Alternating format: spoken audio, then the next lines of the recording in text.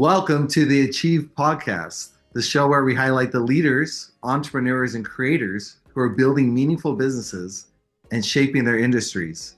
My name is Jessie Warner, and I'll be your host today.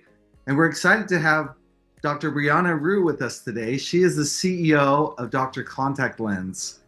Dr. Rhue, it's a pleasure to have you on our show today. So our audience can get to know you a little bit better. Why don't you give us a quick backstory on your business and what you do and kind of how it all got started?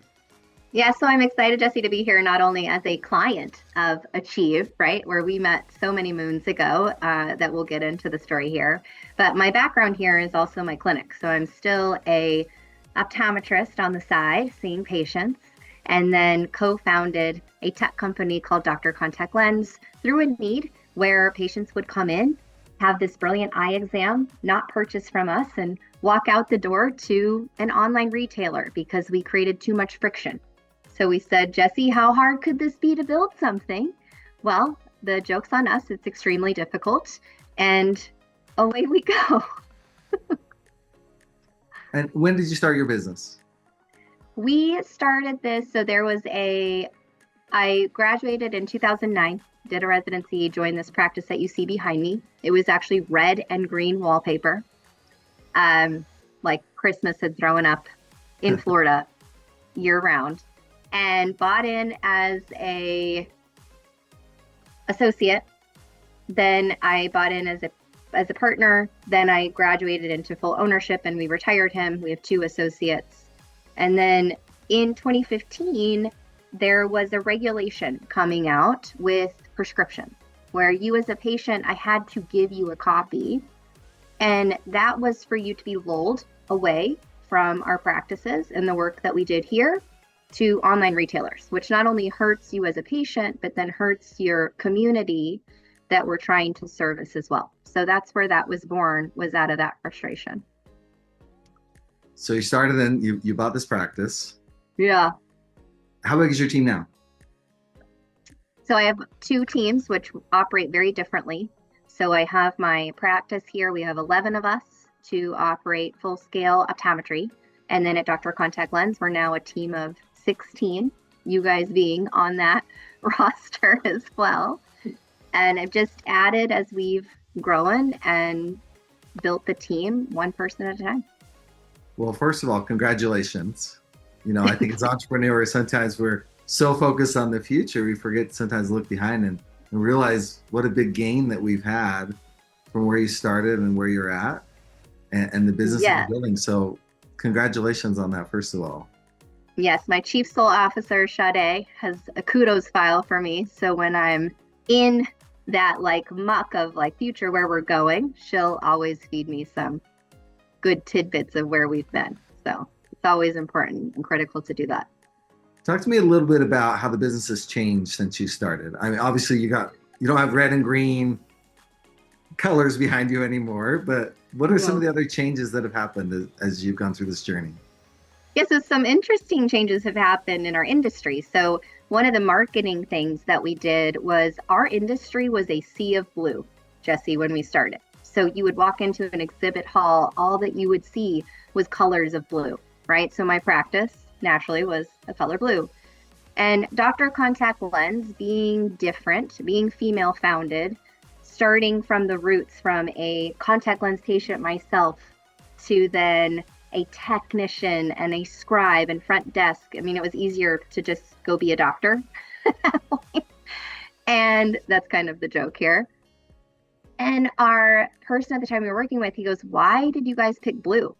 Our original logo was blue. He goes, be different, pick purple. And we picked purple. And Jessie, now fast forward 10 years, the whole industry now has changed to purple. And we were one of the OGs of that color per se. And we've also created this category. So now we've had these fast followers because we've paved this path that wasn't paved for us. And it's making, that data or that entry point a little easier. And that's really what's changed, is now competition is good. But we were one of the OGs. When you look at sales, marketing, outreach, where are you seeing the most traction? What's working for you? I mean, I think you actually told me this. They're like, Brianna, you're going to waste 50% of your money in marketing. The unfortunately thing is you don't know what 50% you're wasting. So any entrepreneur that's out there when it's sales, marketing, really running tight, and I didn't do that. That was one of my accountability things in the beginning, is really understanding your metrics, understanding the endpoint and accountability as you're building this and putting out so many fires. So there's a saying, I wish I would have hired a coach earlier, which I did about 2 years ago. But he says, you need to inspect what you expect.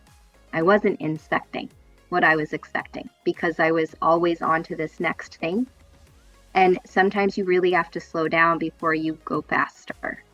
And that's both can hinder you growth, like it kind of did for us, but then it can also scale you in ways that are going to be less frustrating. So what you're hearing here is kind of going through that process.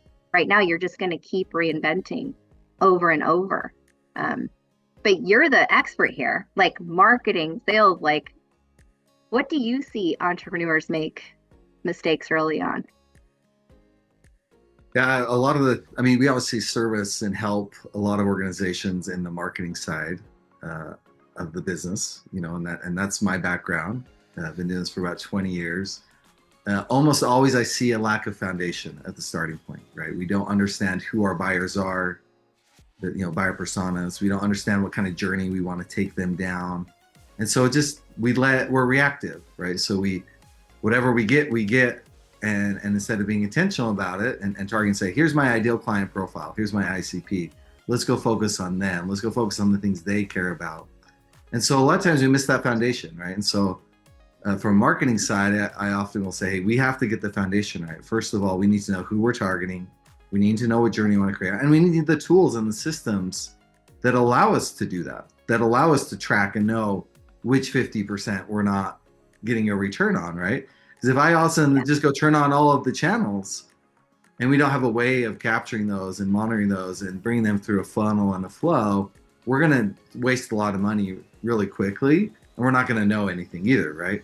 And so what we really want to do is we want to say, hey, let's take an experienced person, someone knows what they're doing. Let's get our hypothesis close, the first time. We may not get it right, but let's get it closer than if we were to just throw spaghetti on the wall, right? Let's pull out a sniper rifle. Let's go and really figure out where that ideal client profile is, and then go spend money, then go do outreach, then go do the things. Because our messaging, the experience, the likelihood of success is going to increase significantly from that, in my experience. And really, you want to be wherever your audience is, right? So if they're hanging out at a trade show and they're going to those trade shows, you should be at the trade shows. If they're not, and that's how we built this too, right? Yeah. I love that, because I think another thing to hit on, Jessie, and you see this with a lot of your customers and clients, where they'll get this success. And as entrepreneurs, we all have ADD, like that's undiagnosed a lot of the time. And we get excited about this other new thing. And then we get more so reactive than having a message behind it.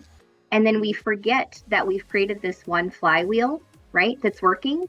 And so it's also leveraging, like you're going to, again, build that foundation, but don't forget that foundation. And then you add on, and then you add on. Because that's what I've also been guilty of, is forgetting what was working, getting that shiny new thing, and going down a path when this other one was working, and we should have doubled down on that one. Yeah, a lot of times it's like, hey, I've got this thing that's working. Instead of just pouring more money or more time into the thing that's working, we're like, oh, that's working, let's go do the next thing, right? And that's good, but a lot of times we actually just need to give it a little bit more attention. If Google Ads is working and there's still more leads to be had and more opportunity to grow, let's go spend more money in Google Ads. If it's not working, don't spend the money there, right? Let's go figure out the next thing that's working. Yeah. And what's worked in our industry too, and I think your founder story, especially when you're early, like we were very early, we had to not only educate the doctors that this process was broken, but then also show them that there was a tool. So when you are early in something, that also is really difficult because you're not only educating the market, but you're also trying to sell to that market. Those are two very different messages. And we thought just going down these Facebook groups in our industry that they were wanting this and that they were educated enough to know they were going to pay for it.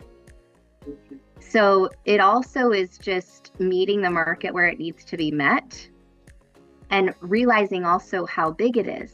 Don't get hurt by those little swords where they're like, oh, I'm not ready, or I went with this one, or I went with that one. Realize like it is just has to be on to the next. So you have to have a really thick skin as you're building, especially when you're in the industry, because sometimes outsiders come in and they have this messaging and they don't have the baggage that comes with it, but you know you're better at solving that problem.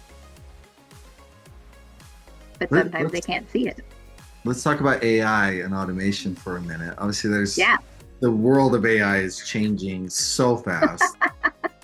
Talk to me a little bit about how you found ways to use AI in your organization. I mean, I was an early chat person, and I remember doing a lecture November when it launched. That was what, 2023? 2022? 2023. I was on stage, and you look at this adoption curve on how fast it took Spotify 10 years to get to 100,000 users. It took ChatGPT 2 months to get to 100,000 users. So I like to look at AI as a tool because I'm seeing people repackage AI for, call it what it is, but you also need to understand what it is by asking better questions, being curious about it. So in our team, you can't have an excuse anymore that you don't know. You can go to one of these large language models, prompt it, and now you become the expert. So I do it both at my clinic, West Broward Eye Care. Give me a script for the phone where a patient, we don't take their vision plan and we want them to make an appointment with us. That's going to be a way better script than us kind of coaching back and forth what it could be. At Dr. Contact Lens, this is a large data set that we have that's massive. Let's leverage it for our own clinics, not to make big boys bigger, but really that David and Goliath story, because you have a huge foundation that everybody's willing to pay for. But when you give away your leverage and don't use it, that's what I'm seeing, Jessie, on the AI side. It is, yeah, you're busy with 25 patients. Let me go play with chat or let me build these things. It's just an amplifier. So those that are using it are going to amplify ourselves, and those that are not, you're already seeing this huge separation. And you still have to be hands-on. So don't get overwhelmed by it. We all get 24 hours. As you try to scale, what are some of the constraints that you keep bumping into?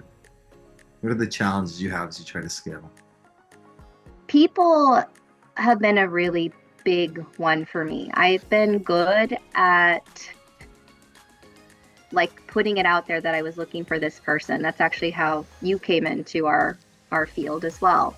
Leveraging that, not leveraging that more, but I think that's the wrong word. It's you really have to get A players around you, and you have to continually upgrade not only yourself with your leadership style in going from entrepreneur founder energy to CEO energy. That's very different.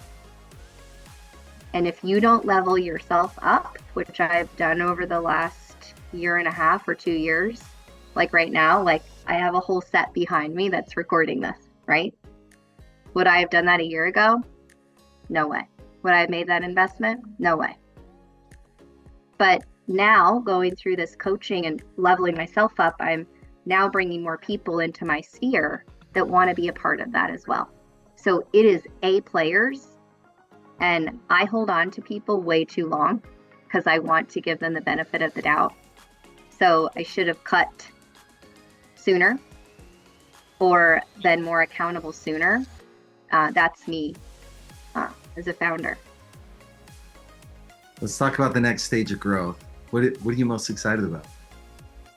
I mean, what I'm most excited about is that you don't necessarily now, especially with the rise of AI, you don't really have to add headcount anymore. You can give people on your team better structure, better opportunities, and then now you can uplift all of them. And I think people are making a mistake in a lot of these big companies of, okay, we're going to just let go of this sales team or let go of this marketing team or let go of this portion. No, I think you've got the people. Now, how do you, I hate the word upskill. It's just another word for train. Train your people. Shut down the office for a day. Go to a different type of conference. Inspire others, because you're in the so close to it all the time. You have to get out. And optometry, I'm going to use a pun there. You got to get out of your dark room. You have to stop counting to the number 2. You have to go to different types of conferences. So I go to audiology conferences. I go to dental conferences. I look for inspiration everywhere. And that's, I think, been my magic bullet, is not staying confined to those rooms, because they get really small and really exhausting really fast, as you've probably seen yourself. Let's talk about your journey a little bit, some of the wins and the mistakes. What lessons stand out to you as you built this business? Well, I also had 2 kids during this. So any moms out there, realize got to give yourself a little bit more credit. So I'm just cheerleading myself there for a second.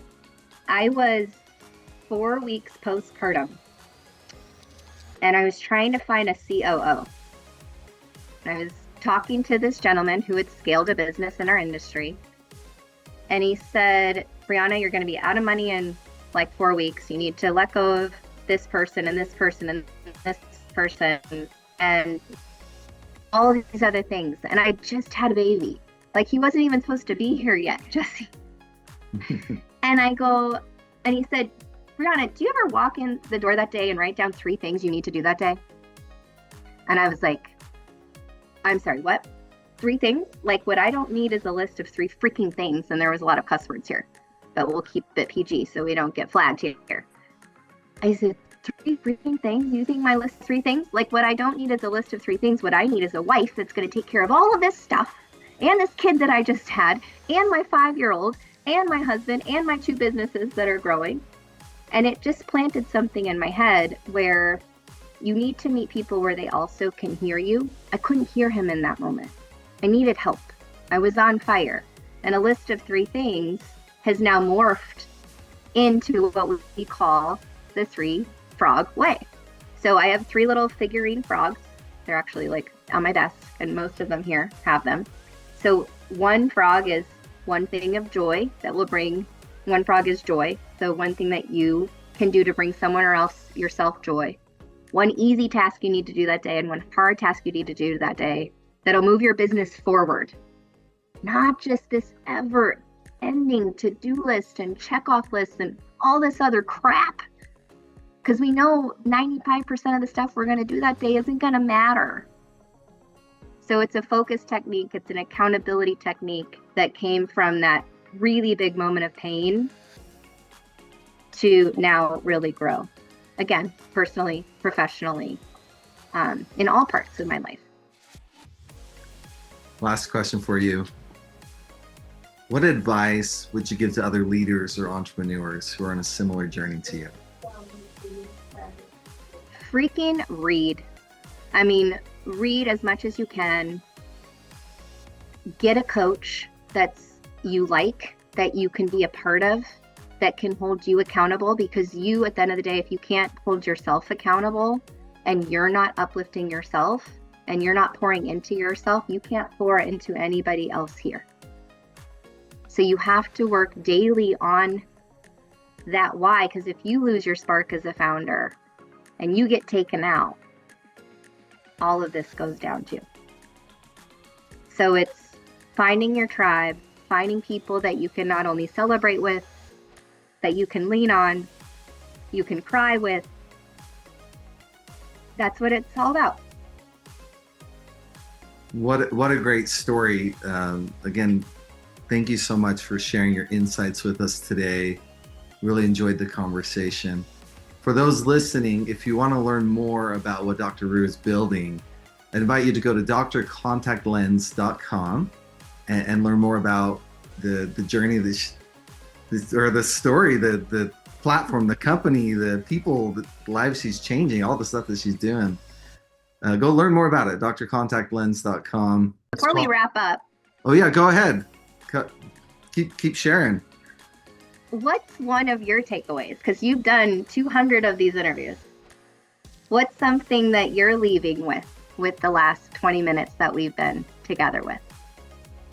First of all, one of the things I love about interviewing entrepreneurs is the energy and the emotion and the excitement that they feel about their business. So one, I feel that from you. I feel this, I love what I'm doing. It's hard, so hard, but I just love what I'm doing, right? And so I think not forgetting the why behind what you're doing, I think is really important.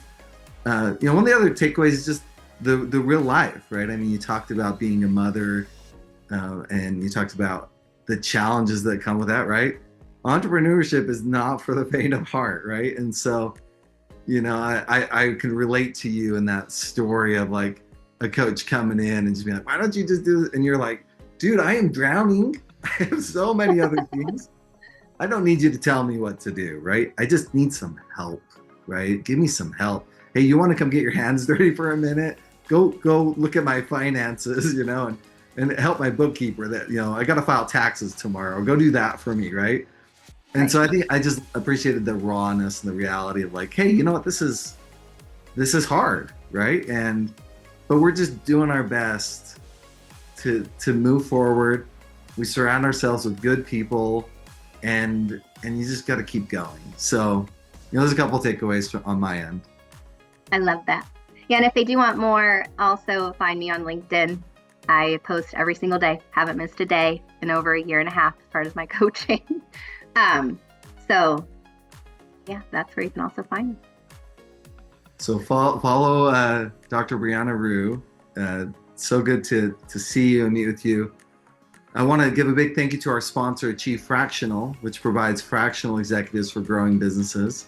And for those listening, if you enjoyed today's conversation, follow the show, share with other entrepreneurs that also find value in it.